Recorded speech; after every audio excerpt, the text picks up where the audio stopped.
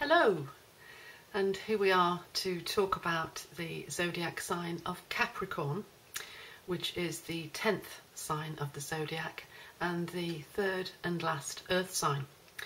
So the previous two earth signs are Taurus and Virgo. So by the time we get to Capricorn, we are looking at a zodiac sign and an energy which should have reached the pinnacle or should have reached mastery of the element that it represents. That's the earth element.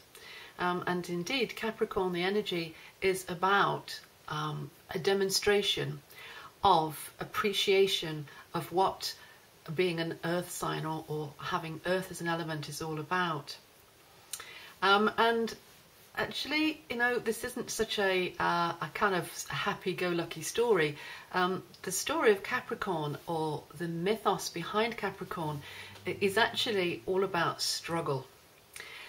This is the zodiac sign that knows and understands that life is about struggle, it's about hardship, it's about endeavour, it's about a donkey who has piles and piles of heavy rocks in panniers on his back, and it's about the struggle up that mountain with that donkey, or that mountain goat. The mountain goat is one of the symbols of Capricorn. And so right now this is all starting to sound a little dour. And in actual fact, to teach my astrology students about the austerity and the hardship of Capricorn, I like to suggest that during that particular session that we should sit in the dark and sit in the cold, or at least not have the lights on, but sit in the cold, no central heating. There'll be no tea, no cakes during that session. We will just sit there and feel uncomfortable and feel cold and feel that the environment is inhospitable. And in this way, they will never forget what Capricorn represents. The people that were born with a Capricorn sun sign, so were born when the sun is in Capricorn, know in their heart of hearts that what they have to do to truly feel as if they are connecting with life, connecting with their story, connecting with the whole point of them being here, they know that what they have to do is feel that they are working hard, that they are earning, that they are accruing, that they are struggling to achieve, because it's in that struggle that they feel as if what they're doing is valuable. And they don't feel as if what they're doing is valuable unless there is an element of struggle to it. So they actually enjoy the struggle. Capricornian people want the hardship, appreciate the hardship, and like the hardship. So if I was to say to somebody who had quite a lot of Capricorn in their birth chart, okay, there's a pot of gold over there. Now you can take the easy road, and there it is. Or you can take the hard road. I mean, this is a harsh road. There's hot coals, there's deep potholes, there's vertical climbs, and you have to do the whole thing with 500 pounds of heavy weights on your back. And it'll be cold and snowing, and the conditions will be awful, and you've got sackcloth for shoes. And you know what? That Capricorn person will just automatically head for that hard road. And as they're heaving on the heavy knapsacks, I'll say, well, what are you doing? There's an easy road over there. And they know instinctively, and their answer would always be, because I must work for this. Because this is what life's about. Because if I am struggle and pitted against the elements, and pitted against that struggle, then whatever I gain is worthwhile, and I've achieved it. The sense of achievement and the sense of mastery is ultimately what this sign seeks. So a sign therefore, or a zodiac sign, a sun sign therefore, where people want to struggle, that recognise that by doing so, then they're giving themselves what their life is all about. Well, what tends to happen then is everybody else recognises this and dumps it all on the Capricorn, because they're the one who can carry the heavy load. They're the one built to have these panniers and all these boulders put in. They practically say, hey, pile it all on my back. And so in this way, Capricorn people fulfil what they're here to do. They offer themselves as a dog's body, and they get used as one. And as every heavy boulder goes on, they think, yeah, this feels how it should feel. This is how life should feel for me. So they are cautious people. They are materialistic to a sense, because Capricorn values things and knows the value of things. And so for Capricorn people, it's essential to have a pension, essential to have a good, solid, strong car, essential to have the right house in the right neighbourhood with the right neighbours, the right drive. It's essential for kids to go to the right school. It's essential to work hard. They should go to university. All of these things matter so much to Capricorn, because this sign represents the pinnacle or the peak of earthly achievement. This sign represents these things. So, of course, it has to demonstrate this achievement to the world. It's essential. Capricorns wouldn't feel right if they weren't in some way showing other people, this is what you can do when you work hard. This is how to work hard, and look what you can get when you do this. So Capricornian people are grave and they are shrewd. They are aware of status, social status, and so they can be accused of social climbing.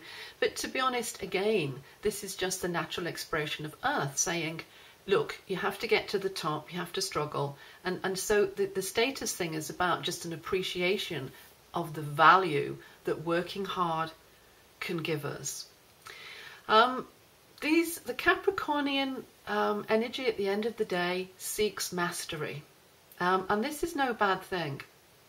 We need to understand that life here on Earth is all about struggle, that the whole meaning since the Big Bang or the fall of man, the whole point of life on Earth, the whole human race thing, is that there was a sudden Big Bang, if you like, and what burst into existence was life as we know it, this space-time continuum.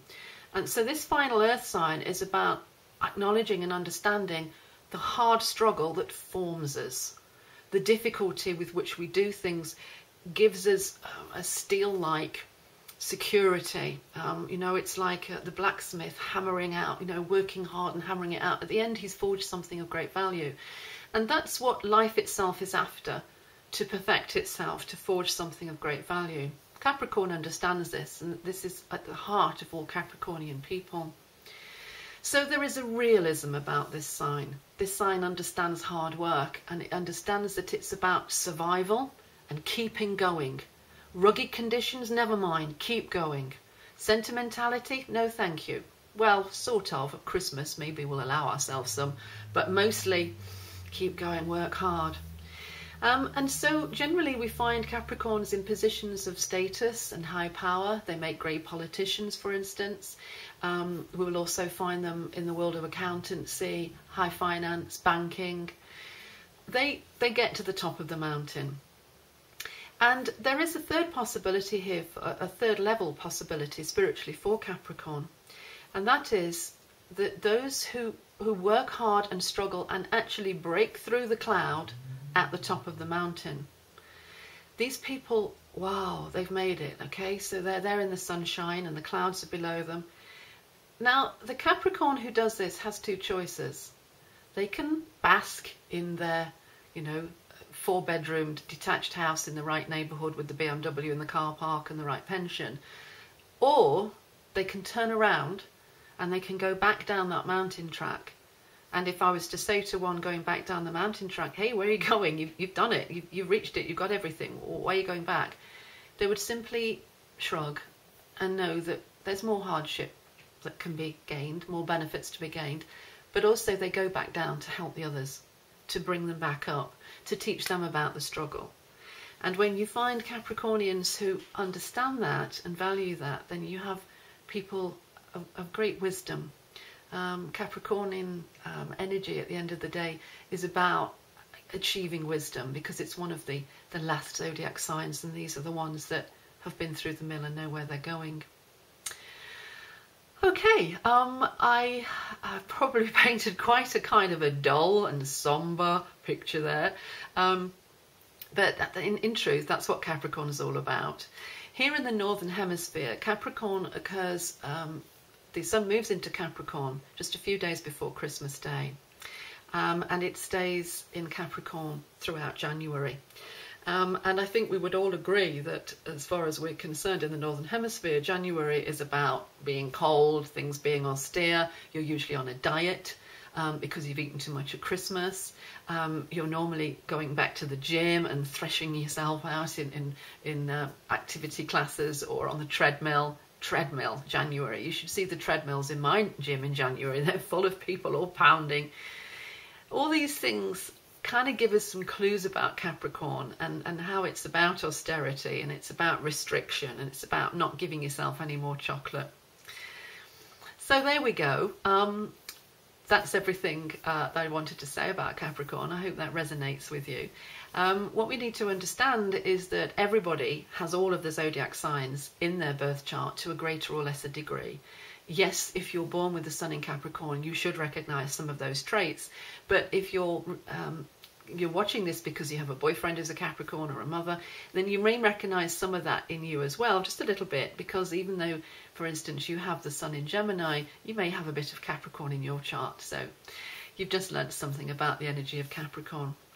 It was great to talk to you. There are lots of other videos in this series of YouTube videos that I'm making, and I hope you enjoy the others. My name is Alison Chester-Lambert. Thank you for listening. It was great to talk to you, even though you may feel now, whoa, it's a bit cold. Thank you. Bye.